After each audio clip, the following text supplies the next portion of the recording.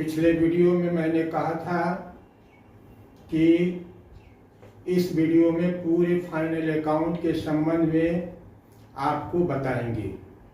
अर्थात महज एक वीडियो में हमने पूरे फाइनल अकाउंट को बता देने का आपसे एक वादा किए थे। उस वादे को आज हम पूरा कर रहे हैं। सबसे पहले तलपट पर फोकस किया गया था। तलपट में प्राय 3 खातों के शेष रहते हैं। एक होते हैं नॉमिनल अकाउंट, और एक रियल अकाउंट, और एक पर्सनल अकाउंट, और इसी तीनों खाते के शेष से पूरा तलपट हमारा भर जाता है। इसका मतलब है so many item in trial balance either is related to the nominal account, personal account और रियल अकाउंट। इससे ज्यादा कुछ नहीं होता है।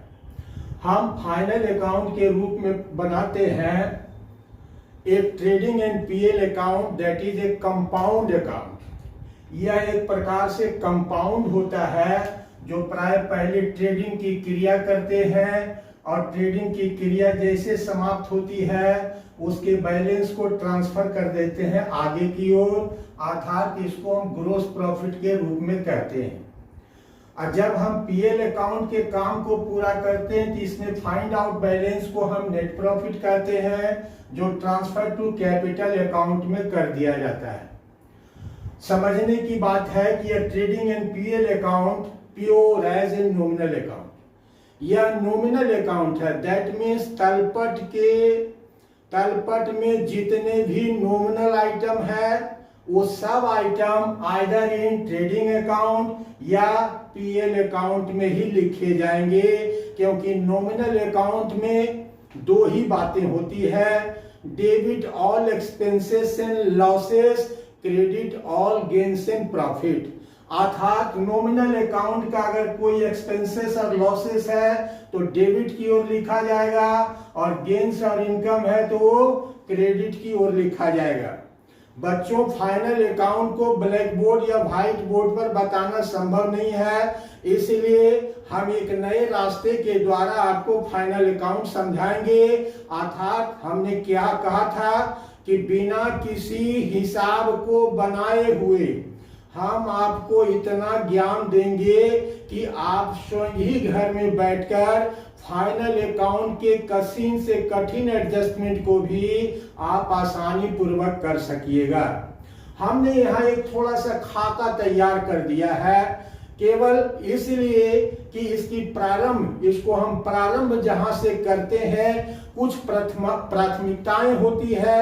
अर्थात प्राथमिकताओं के आधार पर कुछ आइटम को पहले लिखा जाता है, तत्पश्चात आपको छूट दे दी जाती है।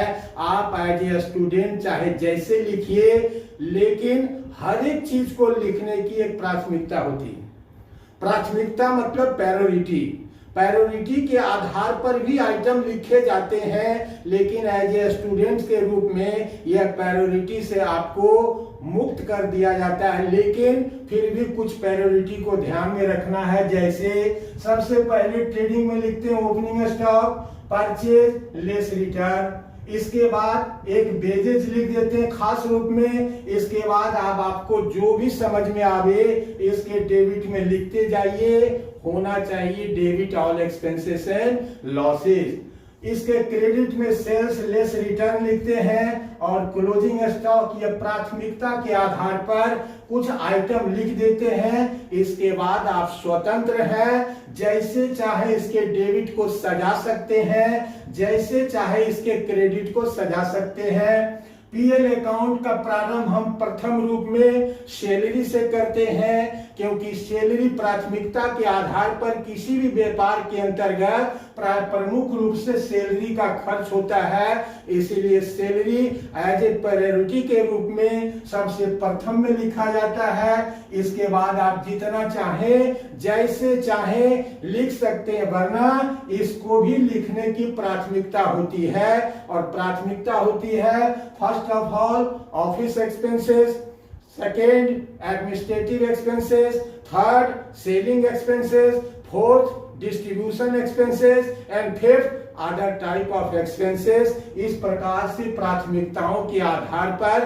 प्राय इसे लिखा जाता है, लेकिन ये प्राथमिकताएं अभी आपको उतना जरूरत नहीं है। इसके क्रेडिट में गेन्स लिखे जाते हैं। सबसे पहले इस ग्रोस प्रॉफिट को ट्रांसफर कर लेते हैं। एक आइटम हमने सिर्फ कमीशन एज ए इनकम के रूप में लिख दिए हैं। इसके अतिरिक्त बहुत सारे आइटम क्रेडिट में भी हो सकते हैं, रेंट हो सकते हैं, इंटरेस्ट हो सकते हैं, डिस्काउंट हो सकते हैं। अर्थात ये सब कुछ ऐसे आइटम है, कमीशन, रेंट, डिस्काउंट, इंटरेस्ट, जो डेबिट का भी अंग होता है और क्रेडिट का भी अंग होता है। निर्भर करता है कि आपके ट्रायल बैलेंस में यह किधर दिया हुआ है। अगर डेबिट के side commission, rent, interest, discount है तो डेबिट में लिखेंगे, क्रेडिट साइड में है तो क्रेडिट में लिखेंगे। इस बात को ध्यान में रखना है। अंततः हम पीएल अकाउंट को जोड़ते हैं, एक बैलेंस नेट प्रॉफिट के रूप में प्राप्त होता है, जिसके ब्रैकेट में लिख देते हैं transfer to capital account. That means इसे कैपिटल में लाकर जोड़ दिया जाता है, क्योंकि प्रॉफिट व्यापार का जो भी होता है वह मालिक के प्रति देय होता है, इसलिए मालिक की पूंजी में प्रॉफिट को जोड़ दिया जाता है। इसके बाद हमने थोड़ा सा बैलेंस शीट का परफॉर्मा दे दिए हैं ताकि लिखने में आपको कोई कष्ट नहीं हो। सबसे पहले कैपिटल लिखते हैं, इसमें एड नेट प्रॉफिट कर देते हैं, interest on capital less drawing कर देते हैं। क्यों कर देते हैं यह सब हम अभी आप चर्चा करेंगे। अभी आपको सिर्फ इतना ही ध्यान रखना है। इधर है plant and machinery, land and building, furniture and fixtures and debtor. कुछ आइटम लिख दिए हैं, बहुत सारे आइटम को मैंने छोड़ दिया है इस विश्वास के साथ कि इतना सिंपल तो आपको आता ही होगा, क्योंकि आप आज हार्ड एडजस्टमेंट को सीखने जा रहे हैं। अर्थात आज के बाद आपको कोई एडजस्टमेंट करने में तकलीफ नहीं होगी। मैं ऐसे ऐसे एडजस्टमेंट को सिखाऊंगा।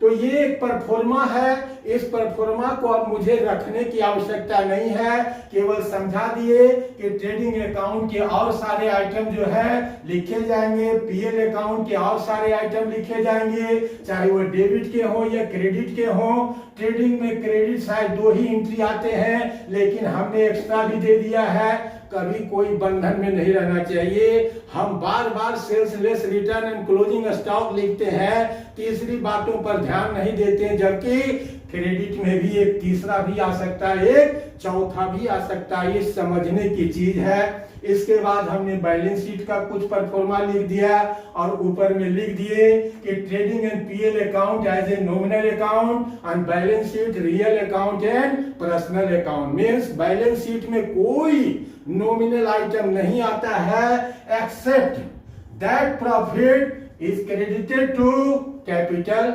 अकाउंट। अर्थात इसकी उपयोगिता इसी साल समाप्त हो जाती है, अगले साल इसकी कोई उपयोगिता नहीं रहती है। लेकिन यह बैलेंस शीट की उपयोगिता नेक्स्ट ईयर में भी होती है। अर्थात यही प्लांट एंड मशीनरी को एक खाता खोला जाता है, प्लांट एंड मशीनरी अकाउंट, इसमें लिखा जाता है टू बैलेंस बीडी, और अगले साल का कार्यक्रम यहां से शुरू होता है। दैट मीन्स बैलेंस शीट के हर एक आइटम को प्राय नेक्स्ट ईयर आने वाले वर्षों में खाते को खोलकर जितने भी एसेट्स हैं वह बैलेंस बीडी के रूप में और जितने भी लायबिलिटीज हैं वह बैलेंस सीडी के रूप में रख देते हैं। और इस प्रकार सब कुछ कर लेने के बाद लिख लेना, एडजस्टमेंट कर लेना। Adjustment, adjust with related item. हम आपको जो भी एडजस्टमेंट सिखाएंगे इसका मतलब है कि उसका adjustment adjust with related item. अर्थात अगर कोई सैलरी का एडजस्टमेंट है तो वह सैलरी के साथ, कोई इंटरेस्ट का एडजस्टमेंट है तो इंटरेस्ट के साथ। दैट मीन्स रिलेटेड आइटम का मतलब ये होता है। अब हम इस फाइनल अकाउंट के एक छोटे से प्रारूप को अब हटा दे रहे हैं। हम आपको अब एडजस्टमेंट की ओर ले जाएंगे और एडजस्टमेंट कहां कैसे पुटअप किए जाते हैं इस बातों को ध्यान में रखना है। तो बच्चों अब इसको मैं यहां से हटा दे रहा हूं इस विश्वास के साथ कि इतना खाका तो आपको तैयार करने आता होगा, क्योंकि आप एडजस्टमेंट पढ़ने जा रहे हैं। तो इतना विश्वास तो मुझे होना ही चाहिए कि ये सब आपको आते होंगे।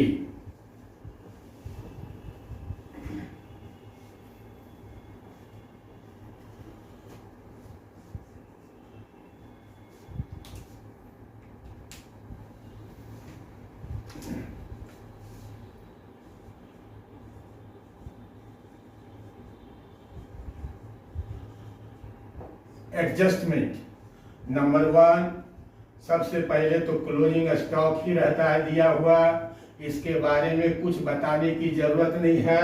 एक बार ट्रेडिंग के क्रेडिट में लिख देते हैं और दूसरी बार बैलेंस शीट के एसेट्स में लिख देते हैं, अर्थात इसको साधारण फाइनल अकाउंट से करते आ रहे हैं, इसीलिए एडजस्टमेंट वाले फाइनल अकाउंट में इस पर अधिक चर्चा करने की आवश्यकता नहीं है। Number 2, out standing expenses.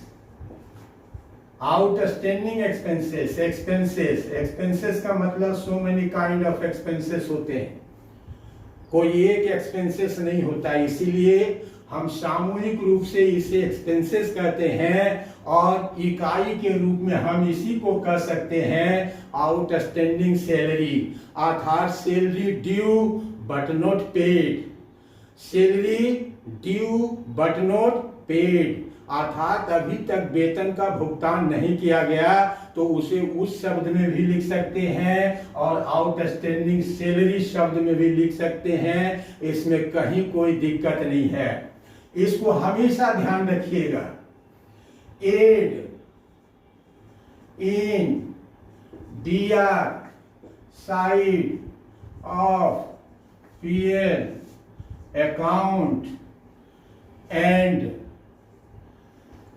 Right in liabilities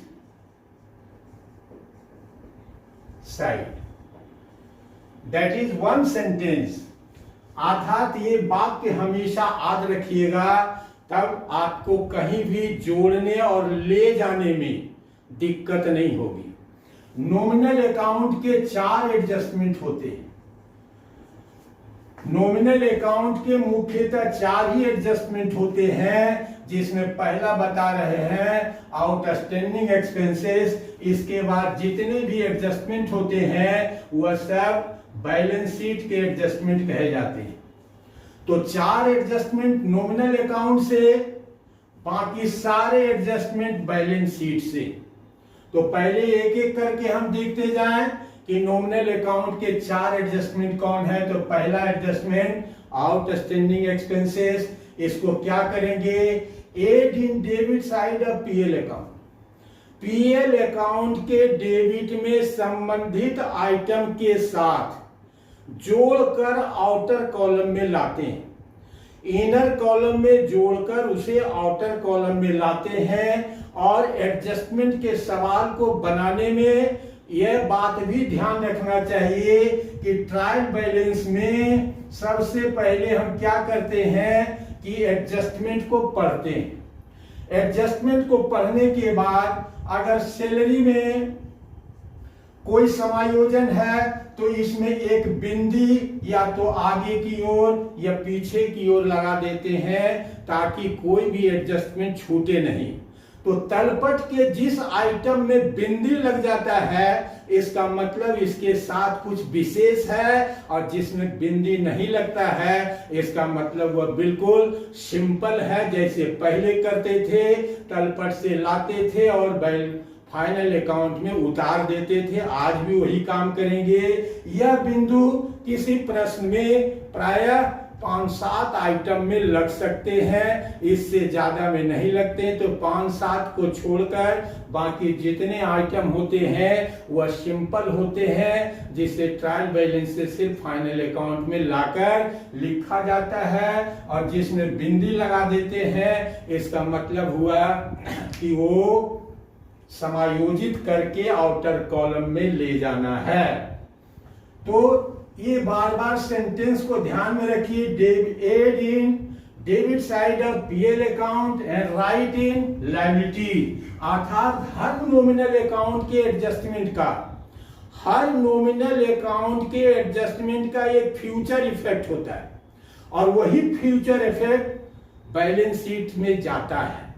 जैसे कोई सैलरी का भुगतान नहीं किया गया, अर्थात ट्रायल बैलेंस के सैलरी अभी तक कम है, अर्थात सैलरी में जोड़ देंगे टू सैलरी, पहले तलपट वाले सैलरी को ले आवेंगे, एड आउटस्टैंडिंग कर देंगे और इसको जोड़ के आउटर कॉलम में बाहर कर देंगे और बैलेंस शीट के लायबिलिटीज में केवल सिंगल लिख देंगे आउटस्टैंडिंग सैलरी।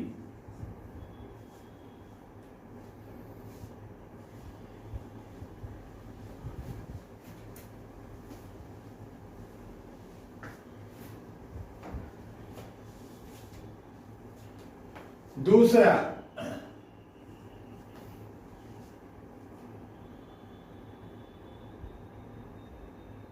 प्रीपेड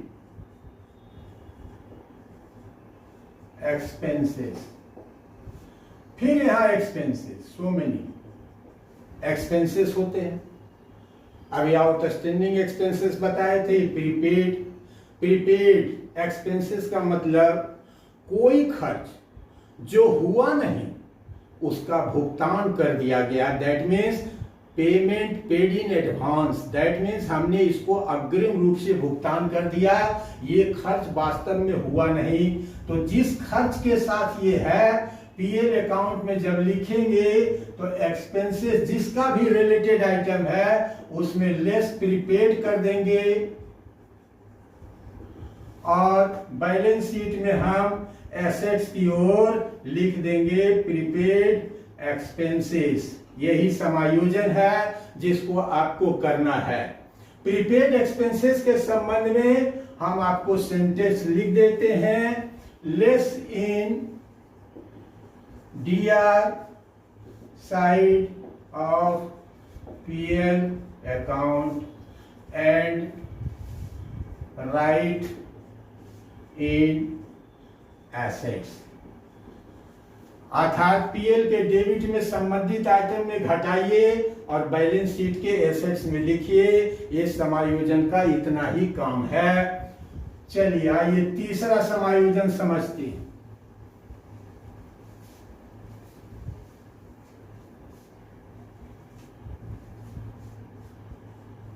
एक्रूड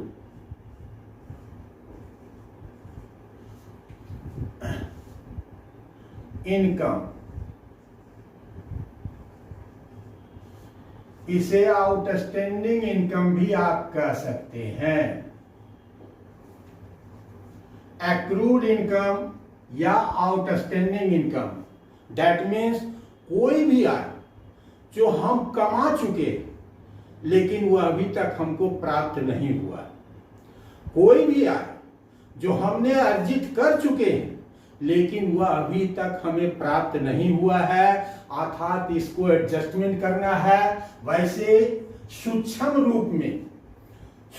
रूप में प्राय एक्रूड और आउटस्टैंडिंग में अंतर होते हैं, लेकिन अभी जोड़ने और घटाने के लिए इसमें अंतर करने की कोई आवश्यकता नहीं है। अब इसका सेंटेंस क्या लिखिएगा, add in CR side of PL account and write in assets।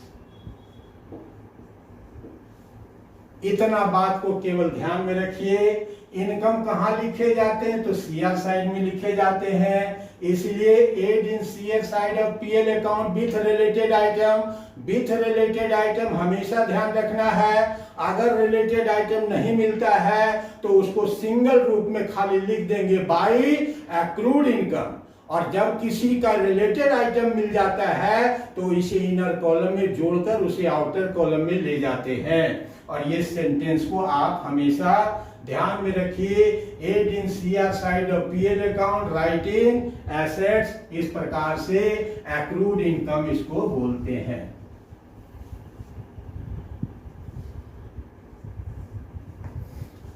earned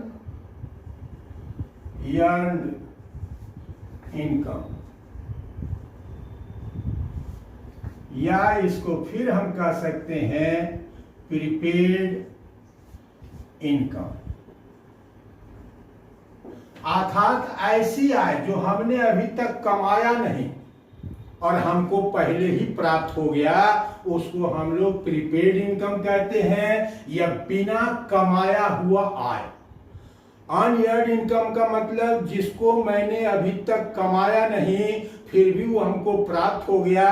तो व्यापार में ऐसा होता है, एज एन एडवांस के रूप में हमको पहले ही कोई व्यक्ति रुपया दे देता है, तो वो हमारा कमाया हुआ धन नहीं है, इसीलिए इसको अनअर्न्ड इनकम या प्रीपेड इनकम कहते हैं। और इसको क्या करेंगे, पीएल अकाउंट के क्रेडिट में संबंधित आइटम में लेस करके लिखेंगे। संबंधित आइटम जिसका भी हो उसी के साथ इसको लेस करेंगे और इसको फिर बैलेंस शीट में हम लायबिलिटीज के साइड में लिख देंगे, जिसको हम बाय सेंटेंस आपको लिख दे रहे हैं।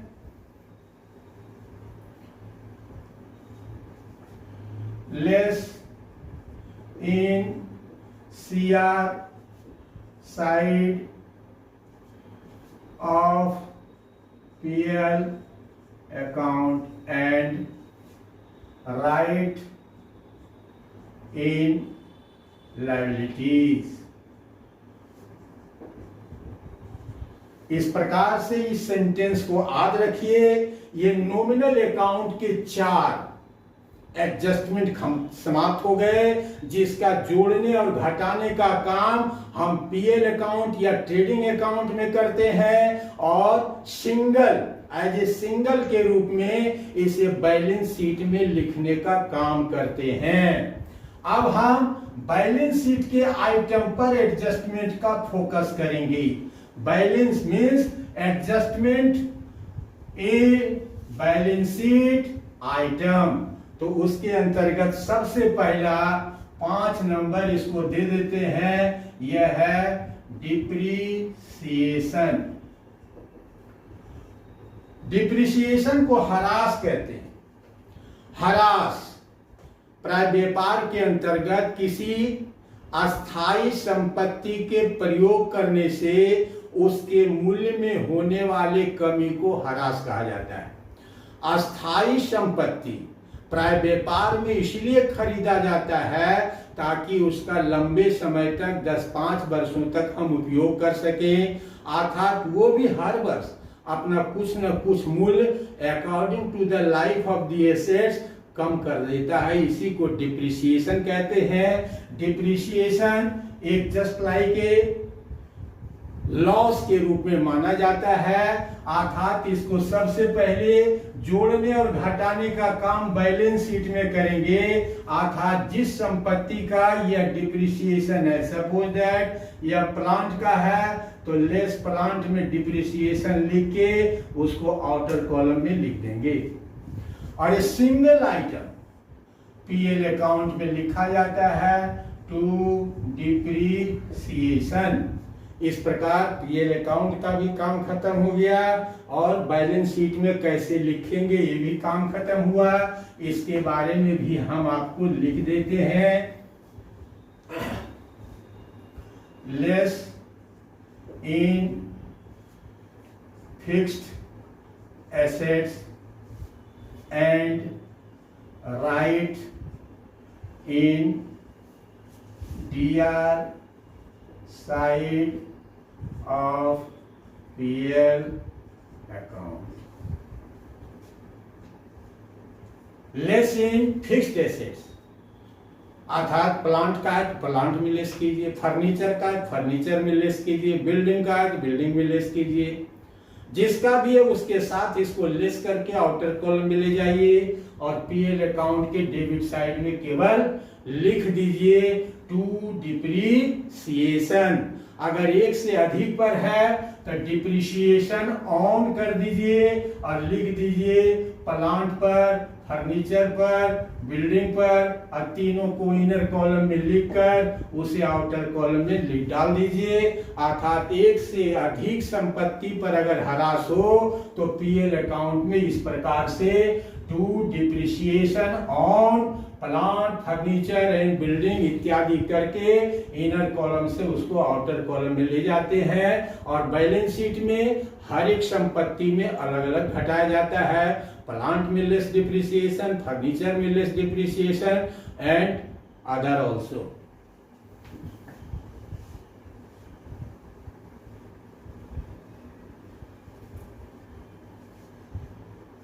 नंबर बैड डेट, इसको कहते हैं वो पर्याप्त ऋण। यह कभी कभी प्राय तलपट में भी दिया हुआ रहता है और एडजस्टमेंट में भी दिया हुआ रहता है। तो सबसे पहले जब पीएल अकाउंट में लिखेंगे तो पहले तलपट वाले बैड डेट को ले आएंगे और समायोजन वाले बैड डेट को इसमें जोड़ देते हैं एड फर्दर करके, फर्दर बैड डेट्स करके इसमें जोड़ देते हैं। इसके बाद बैलेंस शीट में चले जाइए। बैलेंस शीट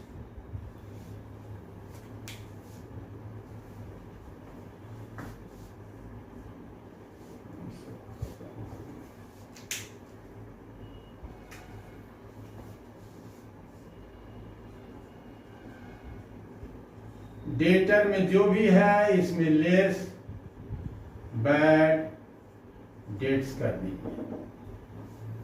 घटाने के बाद जो आएगा उसको बचा के रखिए।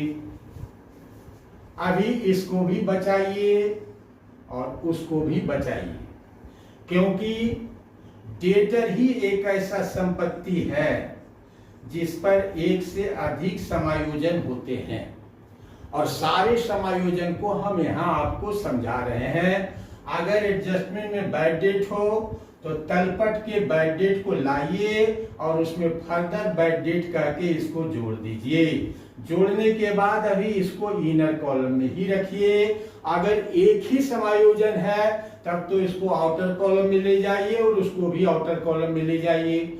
लेकिन इससे रिलेटेड 7 नंबर समायोजन, प्रोविजन फॉर डाउटफुल डेट्स, ये भी देनदार का ही प्रोविजन कहलाता है। देनदार अर्थात देनदार में एक से अधिक समायोजन होते हैं, यह देनदार का दूसरा समायोजन है। प्रोविजन फॉर डाउटफुल डेट क्यों करते हैं? इसके पीछे लॉजिक यही होता है कि हर साल व्यापार में कुछ न कुछ रुपया डूब जाता है, अर्थात उस रुपया डूबने के लिए हम पहले से ही प्रावधान कर लें। प्रावधान का मतलब सचेत रहें ताकि हमारे व्यापार के लाभ पर रुपया डूबने का समान प्रभाव बना हुआ रहे। कोई भी प्रोविजन जो आज के वर्ष में बनाते हैं वह सिर्फ अगले वर्ष के रुपया डूबने के लिए बनाते हैं। सपोज दैट अगर हमने 1000 रुपये का इस साल प्रोविजन किया लेकिन अगले साल इसमें 800 रुपया डूब गया, तो अगले साल के पीएल अकाउंट में 200 रुपया इसको क्रेडिट कर देते हैं, क्योंकि यह नया रिजर्व कहलाता है और नया रिजर्व हर साल बनाया जाता है। और नया रिजर्व में जो भी शेष बैड डेट रुपया डूबने से बच जाता है अगले साल, उसको ऑल रिजर्व कहा जाता है और उसको पीएल अकाउंट के क्रेडिट में लिख दिया जाता है। इस प्रकार यह चैन की तरह हर वर्ष चलता रहता है। मीन्स इस साल कोई प्रोविजन बनाए अगले साल के लिए, अगले साल फिर प्रोविजन बनाएंगे उसके अगले साल के लिए। इस प्रकार यह हर एक नेक्स्ट ईयर में एक चैन, साइकिल की चेन की तरह चलता रहता है। यह कभी एक्यूमुलेटिव नहीं होता है, यह संचित नहीं होता है।